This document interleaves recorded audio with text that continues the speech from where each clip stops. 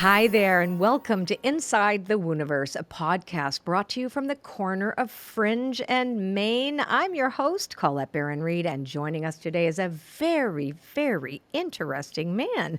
His name is Machiel Klerk. He's a licensed mental health therapist, international speaker, dream worker. He's an author, a social entrepreneur, and founder of both the Jung Society of Utah and the online organization Jung Platform.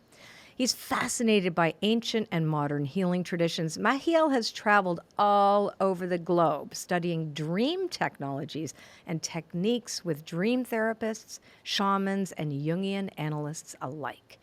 Machiel says that his dreams have shown him where he was in life, gave him direction for the future, and have even connected him with loved ones on the other side. This is my territory. Machiel even credits his own dreams for a restored sense of excitement, purpose, and passion in life. Welcome, Machiel. It's so great to be here, Colette. I've been looking forward to it. Me too. I am all about Jung. Jung has influenced all of my work. I never got my degree because I ended up, doing the intuitive work, etc. But I am a Jung all the way. So I was so excited that you've come on here and you're going to talk to us about your dream work, etc. But I just really wanted to tell you, wow, I love it. So let's talk about you. When did you become interested in the marvelous, magical, and life-enhancing world of dreams? Well, that really magical world really was encountered when I was in the depths of my own trouble. And so I think for many people, when you run into trouble or a one-way street or are really suffering, you start looking for some way out. And in a Jungian term, synchronistic event, I stumbled upon the works of Carl Jung, and I started to read that. And then I got insight in how I could read my own dreams. And then the magic of the dream life and the sense of support and the expanding worldview started getting me out of the pit. And that was in my early 20s. I had lost my father when I was young, at the age of 10. My culture and my family wasn't good at dealing with grief. So there was all pent-up, unresolved loss and grief. I was living in Amsterdam and on a certain moment smoking too much weed, which made me really lethargic. And so I was just sitting on the couch, becoming increasingly depressed and had no sense of purpose. And in the depths, I found a little light that by sticking to it helped me reconnect to a sense of purpose. And life has been much better since. Wow. We have something in common because I discovered Jung also when I got clean and sober, although, my parents didn't die till a few years later. But yeah, I really understand that sense of purposelessness. And then, the synchronistic events that happened that brought me and actually brought me to start to study Jung, which was 36 and a half years ago when I first was introduced to Jung. And it made so much sense to me. And I went to Jungian analyst for right from the beginning when I got sober. So there's a lot to talk about today. Yeah, and just to add to that, as you of course know, is that Jung was deeply involved in the founding of AA, Alcoholics Anonymous, Yep. and a lot of his thought makes sense for people struggling with excessive use of substances or any form of addiction. Yeah, and I think also too, the shadow content, the shadow work that he's famous for, Yeah. using dreams, but using the symbolic imagery and archetypal imagery around the shadow that is so important. I even remember, what is a famous saying of his, that whatever you don't bring out from the shadows seemingly come to you as fate. Yeah. Right. So this is a very fascinating arena. So I'm going to say, you refer to yourself as a dream specialist, and so do other people. What really, how did the journey, because I know you have so many stories and I just really want to hear them. So I want to know how you got from I'm depressed, on smoking too much weed, right, and not able to deal with my feelings, finding Jung, and then ending up where you are now, quite famous for the body of work that you have now. I initially, of course, didn't know that that dreams would play this much of a role, but I started to write them down, followed it, read extensively Jung, and got really good in that tradition.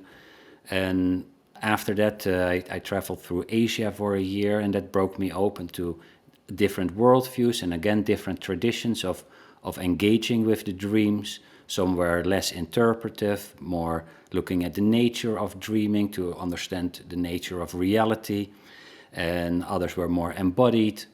So it was a long journey through education. I did a master's degree in a school that somewhat favored this approach, and a massive amount of self-learning. And I think just as with you and with also with the cards, there's not a real educational path that's laid out. It's a personal Yeah. calling combined with a certain obsession and desire to Right. learn. And then you find all these other teachers and books and traditions that you learn from. So I studied with people that were good at lucid dreaming, other dream teachers, and my own dreams continue to suggest parts and journeys. My dreams started to suggest go back to South Africa, where I was born. I grew up in the Netherlands, but the first 4 years were in South Africa. And there I encountered the local sangoma, the medicine man that teach me their way of being with the dream. So I really studied many different traditions and then found some synthesis in myself, and that is how I ended up here. And then I wrote that book through which we're connecting today. So you went to Asia. That was your first stop. So we know that Jung was very interested in the I Ching. Yeah. So did you have any immersion in that particular tradition? Because you said right away, you said it brought me into a different way of seeing things. Do you want to go a little bit deeper on that? Well, yes, because Jung was so involved with the I Ching, I also started to explore it very early on when I discovered Jung, and to my own amazement, the wisdom of it, the synchronicity of it, was so striking that I was caught, and that was the first divination tool that really spoke deeply to me. And then I did study a little bit the tarot, just on the side, and the sangomas in South Africa did teach me their way of throwing the bones. And so I love divination, and I think what I developed in this dream, one of the dream approaches, is what I somehow call a dream divination. You ask your dream a question, you can Ah. ask the cards, etc. So yes, initially the I Ching was spoke deeply to me, and what really changed for me was I lived in a bit of a dense world. So I had some sense that there was something behind the world, but I didn't know it. It was a belief. And through the experience of dream, I started having experiences that there was indeed an organizing principle in the depths of our soul that organizes our lives, and that if we turn towards it, can be supportive. And just to have that sense that there is a supportive source, mystery, that is on our side, on my side, and on all our sides, Yeah. was life changing. And then I had dreams in which I reconnected with my dad, and that I really in my experience was, oh, I'm really connecting with my dad. He's living in the other world, and life goes on after death. And so personally, a belief changed into an experience. And I understand my experience can be flawed, but it is for me an lived experience which I take serious. Don't you think every experience is flawed? I mean, it is what it is. An experience is an experience. It's really our perception or perspective on the experience is going to define how we see that, right? That's right. So if we go back again to working with the I Ching, Yeah. so imagine that, if you will, and knowing 'cause some of our listeners may not know what it is, right? So it's the book of changes, and for me also, when I first discovered it, I realized that, and it was very helpful to see that I was always going to be, and this is what I teach in my school, a story in motion. Right, that everything was always in motion, and that there, anytime you try to find that rigidity, of trying to keep certainty, it's like grabbing a butterfly that's running around, right? So it's like we're trying to keep certainty, and I think the I Ching has been. Although I must say, I don't know if you feel this way. Don't you feel sometimes that it wants to slap you on the wrist? Like I think it can be nasty sometimes. But it's very honest, right? I mean, here Right. you are Yeah. here, and Yeah. here's where you could fall in a hole. So Yeah. it is the kind of divination tool that speaks about, synchronicity and movement of events, that nothing is ever separate. Would you say that's true? Yeah, I love how you phrase that, a story in development, and the more we Yeah. know that we're actually a story in development, and that nothing is fixed, and that nothing really reaches its end point, because the end is automatically a new beginning. You get away from I need to be arrive somewhere in a certain way, or I need to hold on to this, because if you do that, you're also going to be in trouble because things change, Yeah. and yeah, you're in some form, whether it's a kind of a circular form or a spiral form. Life continues to develop, and the I Ching gives form to that in a marvelous way. But it also opens the door that if you feel stuck, stuckness is maybe a phase, but after Yeah, and stuckness, it can, yeah, there's something else. always, Yeah, and always, and there's always an inherent lesson. yeah, So, the modernized versions of it. I know that I can't remember what his last name is. Wilhelm. That's yeah, the yeah. Richard the Wilhelm, translation. yeah, Richard Wilhelm. Yeah, Richard Wilhelm is the one that I prefer. I know there's quite a few different translations of it, but I like that one. I like the poetic quality to it, because that's sort of how divination is, like dreams. yeah, Dream is poetry. yeah. It's not meant to be exact. And I was dying to ask you. So last night I had a dream. Yes. A friend of mine was eating a whole bunch of really delicious potato chips, but special chips that were really rich in calories. And in the dream, I said to her, "You shouldn't eat those, you know." And she looked at me. She goes, "You can eat whatever you want." I was like, "What kind of dream is this?" Because I asked for a dream to come on today, and I'm like, "What the hell is this mean? Is this me telling me that I could have the chip truck on the way home today?" What? Well, In my story in motion, do I get to eat chips? well, let me propose a way of thinking about it, and Okay, and then we'll talk later. Yeah. yes, that is so. Instead of asking the question, "What does this mean?" One can ask the question, "What is happening?" or "What is the Oh, what is experience?" happening? Yes, so you get an storyline. And Yes. in your case, there is a character that loves to indulge and that loves to eat Right. chips, and these delicious chips. And then and then there is you who is no, don't do that, don't do that. But the Judging. character has some arguments and feels it's okay. And I wonder then is, oh, it looks like these let's say these figures, you're Right. currently a little bit more, I think, identified with your you shouldn't do that, but the other one, Right. the other one is also active, and so you have this character Right. inside of you that loves to indulge and that has good reasons, and there is something to it. But the character is also the danger just to get out of hand, and you know that, so you say, hey, hey, don't do that. But how do you honor the fact that you have this character living in you that that loves to indulge, Right.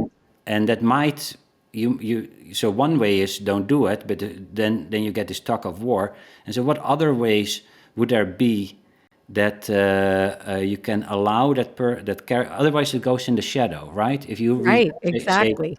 I don't want this, then you repress it, and then it jumps over you, and before you know, you have the chips that this character thinks would be delicious.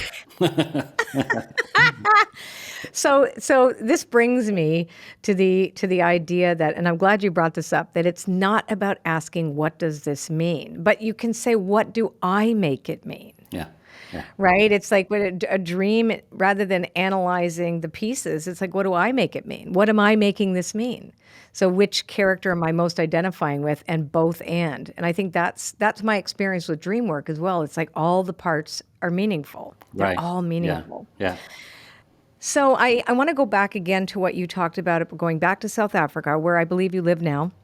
No, actually, I live in the United States. Oh, you live in Utah. That's right. Oops, sorry about that. Yes, but you went back. Is this where you went to learn the bone readings and the dream technologies there? So I want to learn a little bit more about that. I think that audience would be really interested in hearing about this. And about 10 years ago, at once, out of the blue, I hadn't been in South Africa for years. And out of the Okay. blue, I had a dream in which I was in the plane landing in Johannesburg, the capital of South Africa. And I had this sense of coming home. And in the dream, I was crying and I was so touched. And I was surprised by that because I hadn't really thought about South Africa that much. And then I was watching a program on TV about South Africa, and I felt like I was connected to the streets and the atmosphere.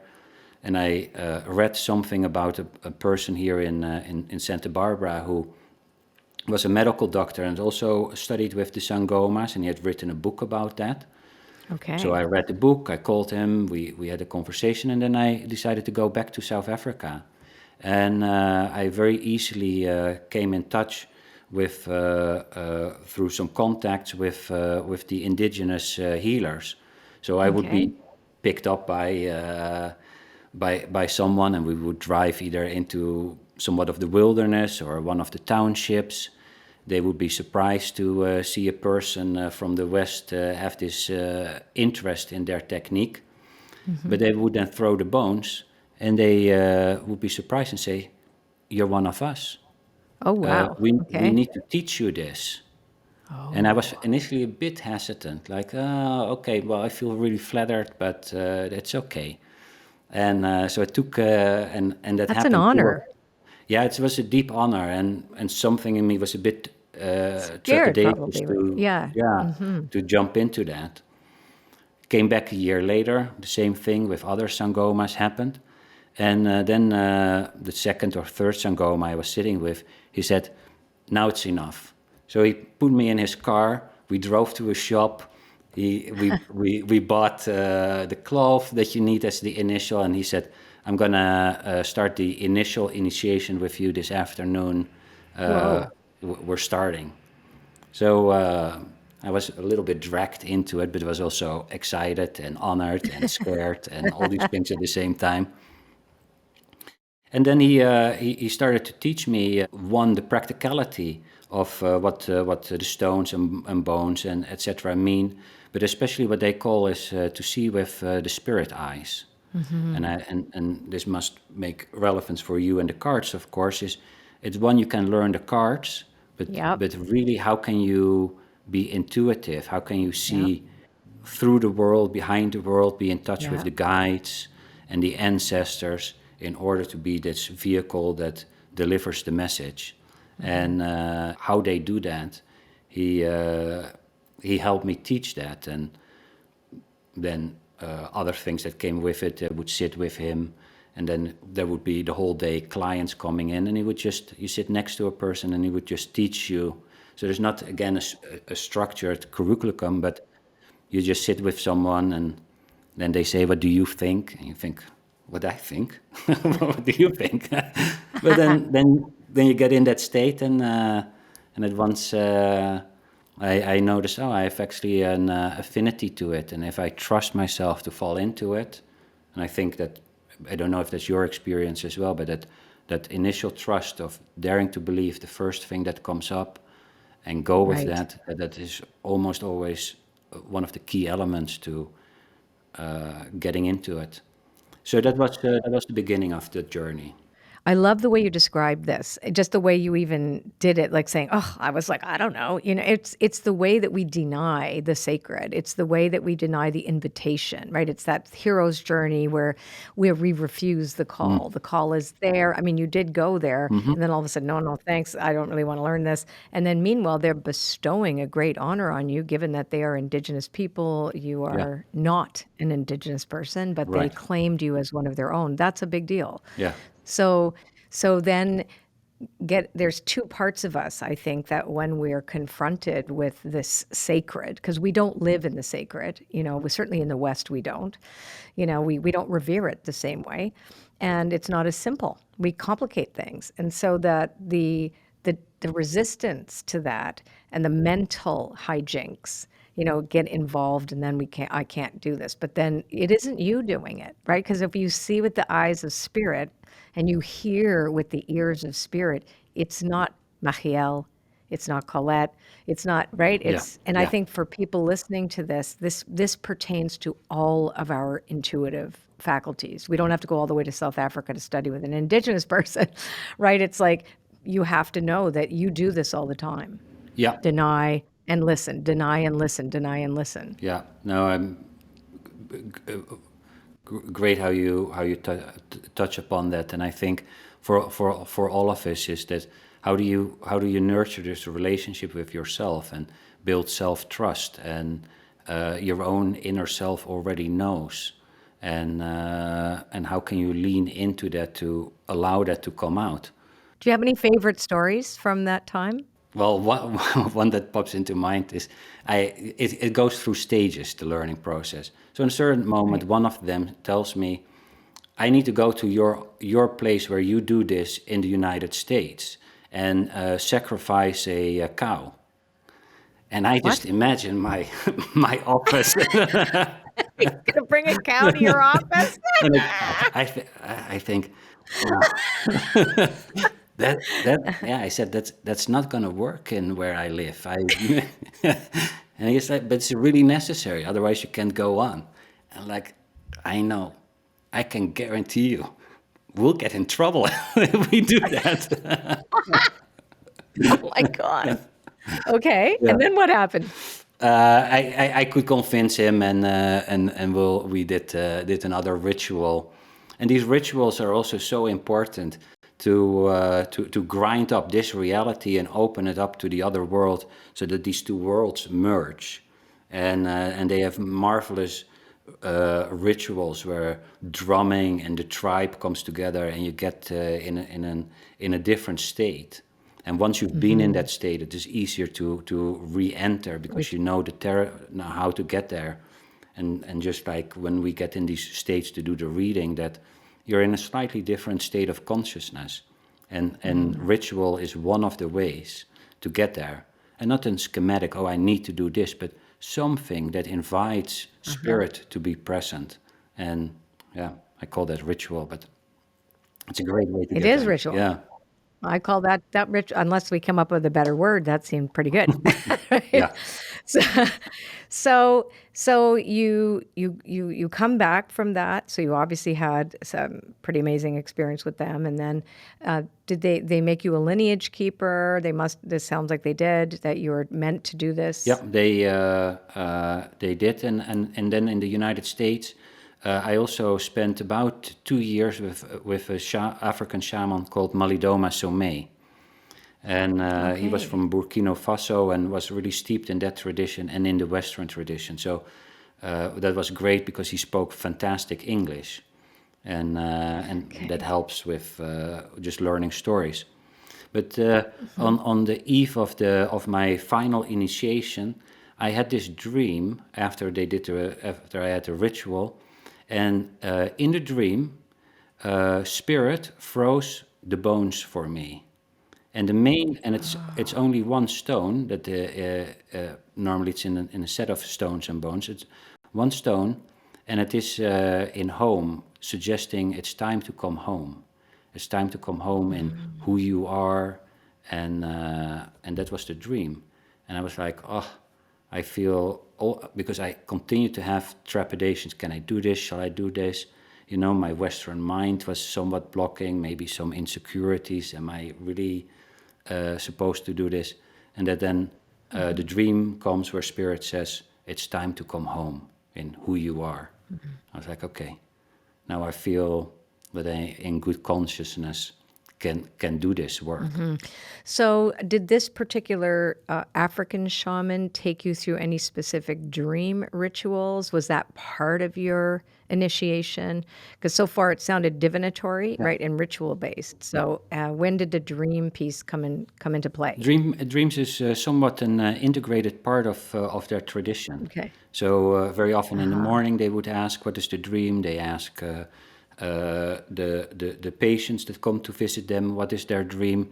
But they don't distinguish so much between dream as an event at night, but far more like, oh, that reality, the dream reality continue. You open your eyes, and it continues to be here, but it is just maybe here where this hand is, or here, and Right. and so the dream continues to be part of it, and they see that this world of dream is inhabited by what they call ancestors, but with ancestors is a broad name for anyone that passed on, including people that might never, or figures that might never have been here, spirit guides, or other beings that live in the other world. And so they imagine that the world of dream is constantly present, and that we need to Right. have a living relationship. And they also think that we in the West, in general, have disconnected from this reality, and that makes us in danger, because we think too much that we're operating by ourselves, instead of that there is a whole team that is on standby, ready to help us. And so that notion of that the dream is a world that is coexisting, inhabited by characters, and that you not necessarily interpret the character, but that you build a relationship to the character. So the character in your dream that says, "Oh, you can have these ship, maybe you make a drawing of it, and then start talking to it, and figure out, okay, how do I relate to this voice that clearly is here, and what do you need, voice figure, and okay, it's chippies, but behalve except chippies, what else do you need?" And then you get a Right. different way of relating to dream figures. Yeah, and it's funny. I shared that with you. I mean, because it was kind of ridiculous when I woke up this morning going, "Come on, couldn't you give me something more interesting?" But I really got that it was about permission. And I think when you sit there long enough, because I also think too that we can be in great denial. There's much deeper meaning to our conversation, for example, because in the West we deny and then we act out in ways that are extreme. And out of this disconnection, right? And then when you recognize the abundance of what is there, and then you make healthier choices. It's not about food ever. It's really about giving yourself permission to just be, Yeah, yeah. and not escape that beingness, right? Right, And I think all of us are going through that right now. yeah, and the beauty of that figure is a certain form of enjoying life, and indulging in the sensual pleasures of life, and you don't want to deny that either. Right. So how do you find a relationship to sensuality, pleasure, and whatever else is in that? But then, yeah, totally. If you cut that out, it comes back. Just out of curiosity, did you ever go to Mongolia or to Siberia to work with some of those in those shamanic practitioners? No, I was in Mongolia in my tour through Asia, and in Mongolia I actually broke my ankle running after a cab. So that Oh, that's very sad. That's very sad.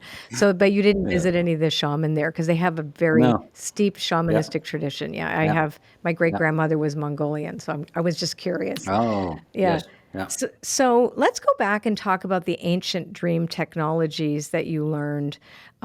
So was there any specific one that, I mean, I think what I gained out of this conversation so far is that what you learned tells us that the dream state is nothing to do with nighttime. Is that correct? It is nighttime, but it's It's really about two different yeah, realities. that coexist in and yes, that is one big piece of how I see it. So now let's talk about the practice of it, right? So based on based on Jung's idea of synchronicity in the dream world, I'm bringing this up because you founded the Jung platform based on a dream that you had. So that's kind of, I'm leading you to that in 2011. So let's dive into that. Yes, I had an spontaneous, helpful dream at night, in which I float above the lake of Zurich, and I see Carl Jung's house. Oh, And his house in Küsnacht is that at the lake, and I see his yard and a dock, and he has built a square concrete platform, and he's working on it, and it is this little older, very vital Jung, and he's putting some beams, and then he sits in a chair reading a book. And I all see this, and then the whole scene comes to a standstill. And Jung and the platform disappear. And I'm a little bit wondered, and then a voice behind me says, "Now you have to draw it, identical to how it was." ooh, And I'm a bit surprised and find myself with a pencil in my hand, and I make a line, which is more straight than I thought I could. And then I woke up. And I took that dream as a suggestion or almost a mandate to build a platform for Jungian psychology, but that was building on Jung. It was new, right, it was attached to his yard.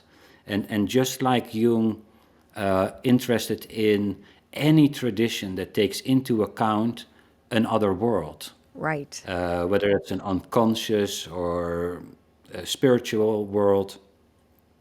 And so initially, I said to a couple of people, "Hey, I had this dream. Do you want to build a Jung society?" That's cool. And people was here in Salt Lake, and people said, "Yeah, yeah." So with a team of 5 people, we built it, and to our own surprise, hundreds of people showed up. And so it really resonated in the local fabric. And then I took the same concept after 2 years also online and started building programs on the shadow and synchronicity and archetypes, and then African spirituality and karma and your life. And we have now over 150 programs.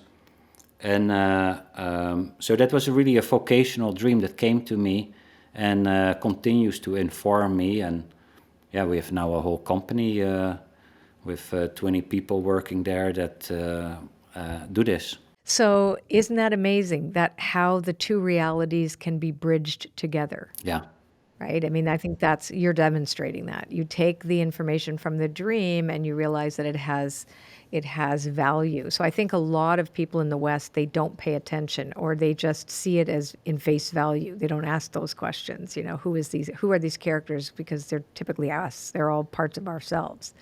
And then what would that mean? And then the voice that is behind. That's also interesting, because that's the observer, the witness. The witness that says, "No, I am the higher source. This is your job next." So, and if you build it, they will come, and they did. yeah, All over. You have people from all over the world taking these courses, and 150 classes. That's a lot. yeah, That's a lot. yeah. You've been working hard. That's right. Yeah, no, it's great. I love that you had said earlier, and a couple of times actually, where you said that we've become so disconnected, and I do think also Jung. I think because Jung was a psychologist, people hear, "Oh, it's psychology, it's safe."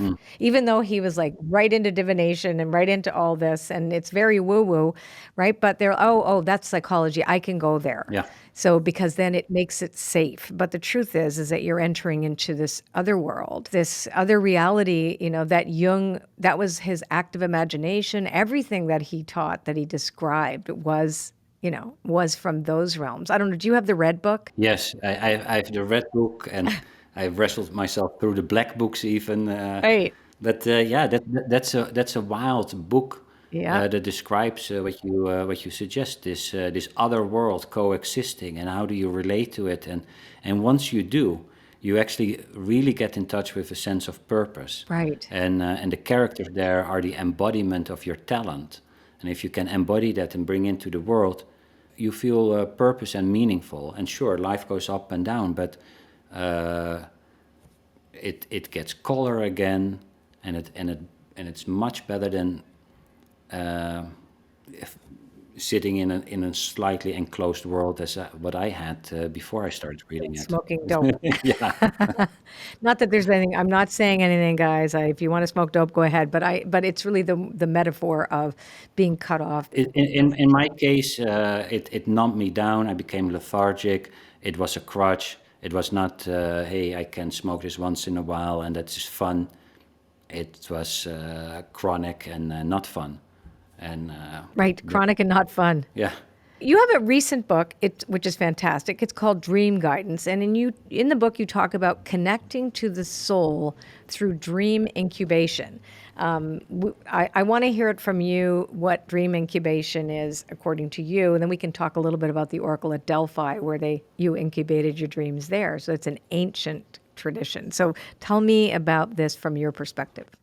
Dream incubation is a very simple technique. It is asking your dream a question before you go to sleep in order to have a helpful dream that guides you for any problem, suggestion that you have on your life path. So it's not unlike asking the I Ching or the bones or the tarot a question, but here you ask your dream a question to get an answer. And that works very well, especially with questions that are emotionally relevant or have to do with your life path. And that's in a nutshell what it is. Do you have a story at all about anything that comes up that was interesting around somebody who incubated a dream that I know you have millions of stories because I've read your book. So it's like, give us a good one. Yes. I recently worked with a man who was just divorced, wanted to get back in the dating life, noticed that it didn't really flow that well, and he said, "I actually want to find a life partner." And that's a great question. So he identified that problem that he wanted to find a partner but couldn't really connect well. And then he reflected a little bit longer on it, and he said, well, probably in order to find a partner, what I really need to figure out is what is my biggest blockage in my dating life? And so that was the question that he settled on. He wrote it down. Then he engaged in a ritual. And in the ritual, it's just that you spend some time on letting the dream or the larger awareness or the mystery know, this is really important to me, and it means something. So I'm going to make a drawing. And he made a drawing of a heart with a question mark on it. He wrote something to the dream like, this is really important to me, love to hear it. I will write down the dream if it comes tomorrow. If I don't understand it, I will puzzle on it. And so it doesn't matter what you do, but if you engaged in some expression of some intent, of wanting to hear an answer. Then he went to sleep, had a dream. The next day he wrote it down, and he reports in the dream, I'm driving in a tunnel in my car. There's a car before me, and I think that in the distance I see a mountain lion. When we get closer, I notice, oh no, it's a tiger. I get really scared, and I start backing out. And that was the dream. And again, instead of, which is also a good question, what does it mean? But if you ask, what is happening? Because then you do not need to be a wizard in symbols. Anyone can start that way. What is happening? And you almost take it as if it is a movie that you need to describe. And so he said, well, what's happening is I'm driving in a car. I think I see something dangerous. I get closer. I see something that I get really, really scared for. And when I see something that I'm scared for, I'm backing out. And then the question is, well, do you read it against the question? If the biggest blockage in your dating life is when you see something that you get really scared for, you back out, then you can start to work with it. So that's in a nutshell an example. And the steps that are encapsulated in it is identify that you have a problem, formulate a really good question. As you know, closed questions aren't good. Should I do this is not great. One Yep. question at a time. Step 3 is ritual. 4 is sleep and dream. And 5 is write down the dream and work on it. And by doing this a bit longer, I want to emphasize to people, don't discard the dream. Take it as if you asked this wise, compassionate counselor that lives inside of you for advice. It answers. And if you don't understand Right. it, don't think, oh, nonsense. But very often you already thought about it, and now the answer comes from a different angle than you assumed. So you need to puzzle maybe. Or throughout the day it comes in a synchronicity, or you open a book, or someone says something. So, but those are the 5 steps that are described in that book, but that everyone can apply to their own life and get support from the dreams in that way. You said something that it was important, because you said that there's a part of you that you named that part. There's the wise teacher, the wise part, the wise being inside you that knows, Yeah. right? So there's the one who knows is inside you. So you could maybe write the letter to the one who knows, or you could imagine that they're sitting on a chair that'll be waiting there when you wake up, right? The one who knows is going to give you the dream, Yeah. right? And there's ways to play with this. I think this could be very interesting and imaginative. And I think that's what, I know that Jung is the point, but everything that you've learned around the dream technologies is about relationship, right? So it's a Yeah. relationship to that part of you Yes. and to that world Yes. where the guides are, etc. Yeah. So, what is your favorite ritual, and one that you like the most before bed, like to ask for a dream? Oh, I like to figure out a ritual that is thematic. If I ask a question that is thematic to the question. So if I'm stuck, recently I took a bunch of clay and just pushed it together, and I said, "That's how I feel." And I don't like it. I try to accept it, and it would be really good if you could show up and help me with this.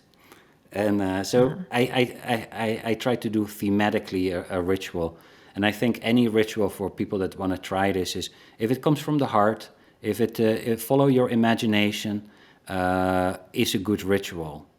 And but classic rituals are light a candle, do a prayer, but spend some time, be genuine in it, and that is what is the effective ingredient. Yeah, I like that you said that. It's the idea that it comes from the heart. Otherwise that you're kind of going through the motions. And I always like to innovate things anyway. I always find that classical eventually gets stale. Yeah. I mean, I don't mean to disrespect tradition. I'm just saying that sometimes you have to make it your own. Yeah. So there's a real relationship between the dream world and the work that you do in creativity. So you talk about numerous musicians that have had their music come to them in a dream, and my oracle cards have come to me in dreams. And also I've had a song come to me in a dream that I wrote for my husband years ago when I was a recording artist. But you say the good stuff comes to you in the middle of the night. Why do you think that is? An assumption is that we're already in the other world, so we're more connected to the other world, and our mind is not filled up with trouble or anxiety, which has a tendency to close us off. And that's also what sometimes ritual does. It just opens us up, so that you become in the frequency that you can receive the insights that are just generating on a different frequency. So I think at night in sleep we're in a different frequency or in an open space that our genius or spirit can say, "Here's a beautiful song for you, Colette," and you would be open enough to hear it and not be distracted or immediately start writing or something to that extent. That's my assumption. That's interesting. Yeah, because it's true. It's a gift. It's given to you, but Yeah, you're there. It exists already somewhere, and that's kind of the genius. The story about the genius. It delivers it to you, and it needs somebody to bring it to life. And if you don't bring it to life, somebody else will. So yeah. it's like here's this gift. Go do something with it. Yeah, I think it's very cool. So many of your students and clients have done this, but let's move from this to a more dramatic, if you will, arena, which has become actually quite popular right now. Everybody talks about trauma right now. Yeah, It's yeah, it's it's become quite in the zeitgeist. yeah, So in the West, there's this desire to get rid of trauma. yeah. While your practice uses an embodied imagination technique to help your clients. Can you expand on this? What is embodied imagination? So, to you, and how can you use this to heal trauma? Embodied imagination is imagination would be almost another word for the other world. So a Right. daydream, you read a book and you see the story, fantasies, or the images that come to you, or the dreams at night. And they present themselves as both as worlds and as images, but you can also experience them in your body.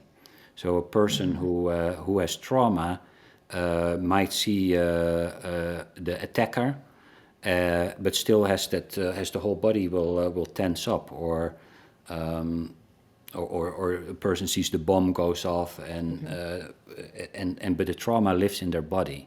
Right. So the emotion, the image lives in the body, and so these complex challenges as trauma cannot be resolved just by thinking.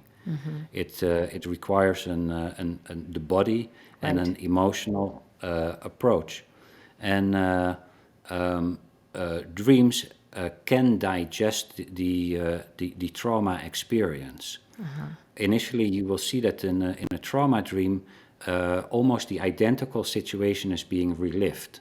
Right. And if it's further, you will see maybe first it is the real rapist comes in the room, and later on it becomes the wolf that tries to take the blankets off. Then you know that the trauma is in the digesting has been digested already.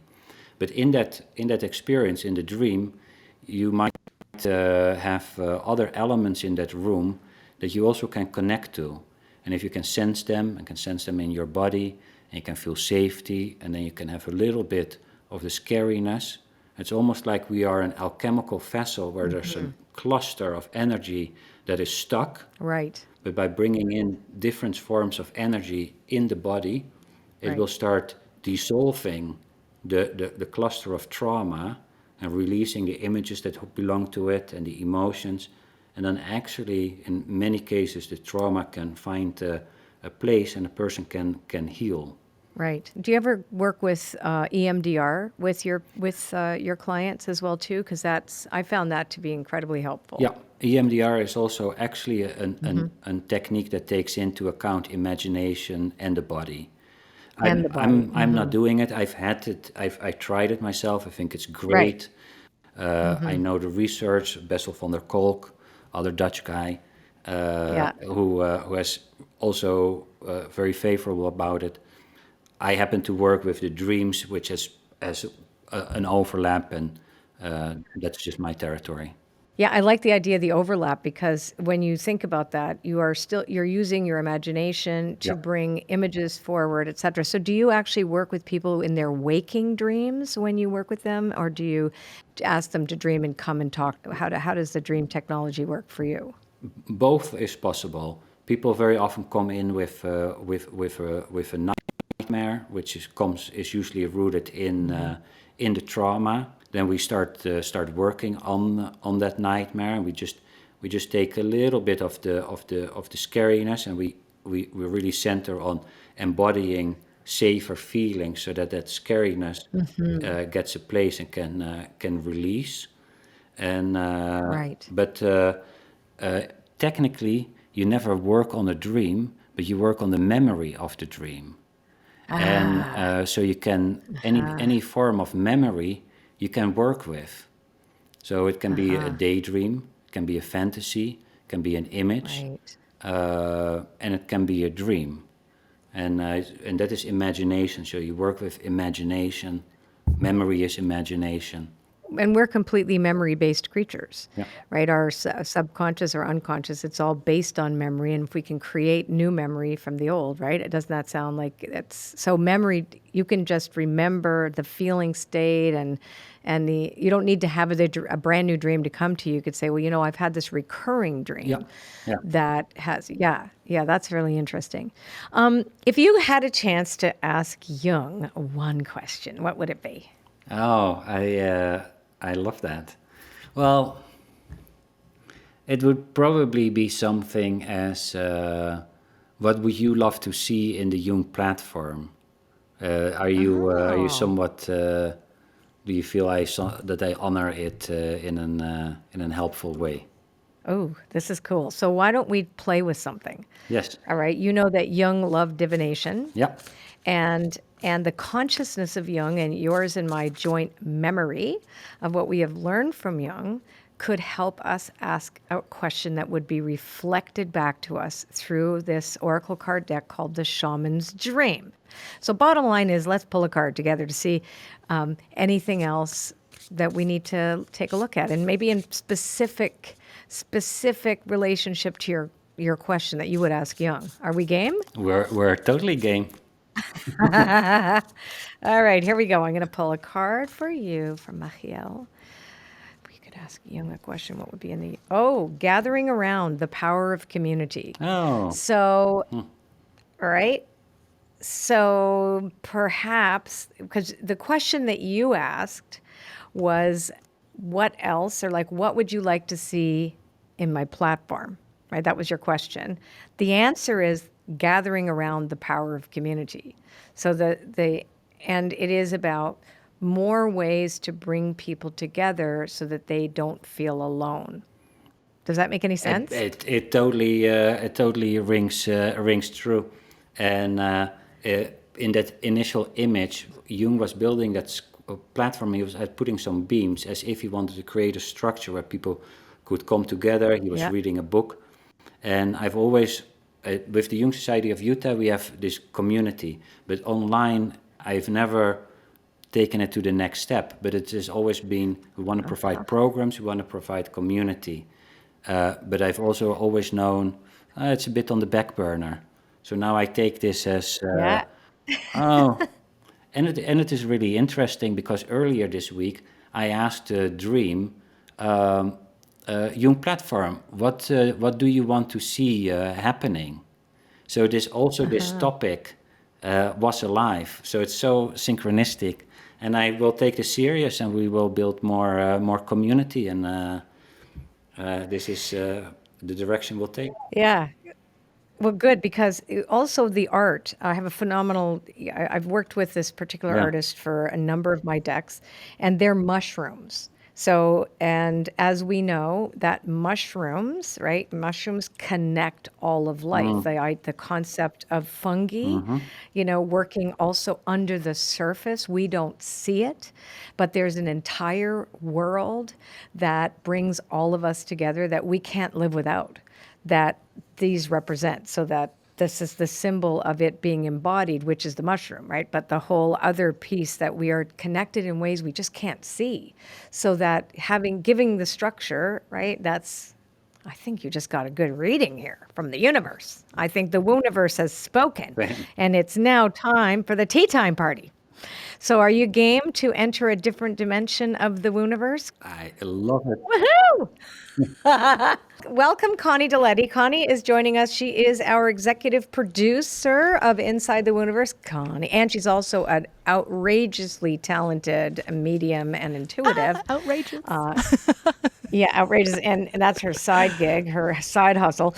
Anyway, Machiel and Connie, you're going to start, Connie, with a question. We're going to have fun now. Not that wasn't fun. It was all fun. So I was right? taking But I notes. I could totally nerd out with my you gosh. like nobody's Look at this. business. I was taking notes. That was an incredible conversation. I love the question, what is happening? Who even thought to ask what is that? happening? Like, because it's like, what Yeah, does that right? mean? Like, as if you have all the answers. No, the answers are unfolding. What's happening? Great question. Right? So it's so synchronistic. I love it. Okay, you ask him the fun question. We're going to start with something really soft. What would you say is your most unusual talent? Oh. Well, that is my most unusual talent. Maybe you have a few? Top Well, three? but probably if Do you pick your top if you talent? ask my family, they will list off. Oh, he's Yeah. Yes, let's ask your family. Patch them in. well, they would probably say that I am good at imitating other people. Oh, The only thing is I Okay. cannot imitate the American accent very well, but normally I can do accents in Dutch really well and people and, Oh, and get okay. into the way they so they good. behave. can we see or hear one of your, maybe like, do you have any celebrity impersonations or one of these? No, it is more that I do the neighbor or someone that came by. The neighbor. Okay. That's amazing. Can you do a neighbor? I would still love to see a neighbor. Well, then Don't but make- it's more like if they are, it's a real neighbor that was there, and then I can imitate just the way they were. Okay. It's improv. Okay. That's amazing. That's great. I have a good one. What is your worst bug-related story? You've done travels all over the world. You have to bump into some bugs, honey. I was in Cambodia, I believe, and they had just made dinner, and there were these the spiders this size, poisonous spiders that they would eat. Poisonous So not only the They'd eat them? yeah, so Wait. that was dinner. So that was not only the legs, but then also you could eat the body of the spider, but you have to be really careful because part of the body was really poisonous, and so you Oh my God. They're doing this like, is this a special Welcome. like ceremonial dinner? Welcome. Have a poisonous Don't eat spider. the poison sack. But if you can Enjoy. I would love to see your impersonation of that offering. that would have freaked me out completely. Okay. So if you were immortal for a day, what would you do? gosh. Well, I probably would jump off the mountain just to see how it would be to fly like that. That's a good one. Yeah, maybe I would be trying to. I would trying to figure out how I could use that in some positive fashion, or have fun with it. Flying will do. Flying's good. What would you do, Colette? I feel like you're sitting on like 10 things you would do. I would also fly. Okay. I would also fly. But here's what I would What do. would If I you was do? immortal, I would figure out a way how to go in the ocean and discover where those aliens went that I saw flying into the sea when I lived in Dominica. When I saw that with my own eyes. Nobody can take that away from me. I saw it. I was only like 8, so I wasn't on Yeah. drugs. Okay, I Yeah. was 8. Right, so I saw this. I saw it. So I would like to figure that out. I'd also, since I'm immortal, I would actually like to record like a brand new album of music, which I haven't done because I don't have time. So if I'm immortal, I'll have lots of time, right? And I would like to learn how to cook, I would like to learn how to cook Thai food. There's lots of things that I would do if I was immortal. And then I could eat whatever I want because I'm immortal. You need those calories. Yeah. I love it. My turn. Oh. What would you name your autobiography? A life with dreams. A That's Life so of nice. Dreams. That's so nice. Yeah. That's pretty cool. I love that. Yeah. I like that. Are you working on that? No, but this one I've thought about once. So this was. Oh, okay. this one. I'll hopefully wait another 30 years before I have to really think about that. Yeah. That's great. Okay, I have a good one. What are your weirdest superstitions? So superstition, you mean? What do you mean with the superstition? Rituals that I do, or things I'm afraid for? Well, Maybe. Like yeah, Friday the 13th maybe. is bad luck if you do right, this. yeah, like Oh, okay. Yeah, because Right. I was thinking one of the weirdest fears I have is that they lock me up in jail. and that is a repeating dream phase. Because Dream. Oh, wow. That fear does keep me in check. I don't do weird stuff that would really lead me there. no. And and in dream work, I figured very out it good. also very often has more to do with being stuck. But it was that's somewhat of a fear I have. The superstition is I have more positive superstitions. So I That's every good. day You want one of have this those. little red stone that represents the ancestors, and if I don't have it with me, I start feeling like, do they know I? Where are they? Do they know I'm Yeah, here? Like, hello. That's interesting. For me, it's the finches outside my window. Like I know it's going to be a good day if all the finches come at the. It took me weeks to get them to come to this feeder because I live on a farm, so I don't like to feed the wild animals. But one day I gave in, and then it sat there forever. But then when they come, I don't know why, but I have this thing that if the finch come, and if there's 5 of them, because 5 is usually a number I don't like for some ungodly reason. That's also well, because I'm a 2 in numerology, but you don't need to know about all that. But yeah, if the finches come, I know my day yeah, is good. yeah. So I'm going to keep feeding them just in case. I better fill up And that how food. about you, Connie? What is your weird superstition? Yeah. Oh man, I'm also like a stone person, like gemstones. So like if I'm about to do something and like I have like a little protection stone or something, it's like if I can't access it, it's like, oh God, am I so protected today? But or saying like just Yeah. giving thanks, saying a little prayer. Man, I'm a Scorpio. I have like 1,000 superstitions that I'm like, but yeah, right. It's That's like right. just everything is like, but you know what? Also, I feel like there's one thing about animals. It's like a crow. So the one crow sadness, 2 crows joy. For some reason, that is in my mind from school. And so if I hear a crow, I'm like, how many crows was wow. that? Yeah. Wow. I have the crows because the crows come and eat. Oh my They gosh, they in your come farmland. and Yeah. I love them. They're Oh my gosh. humongous where I live. They're huge. Like they look like ravens, but I know they're not because they don't have the thicker beak.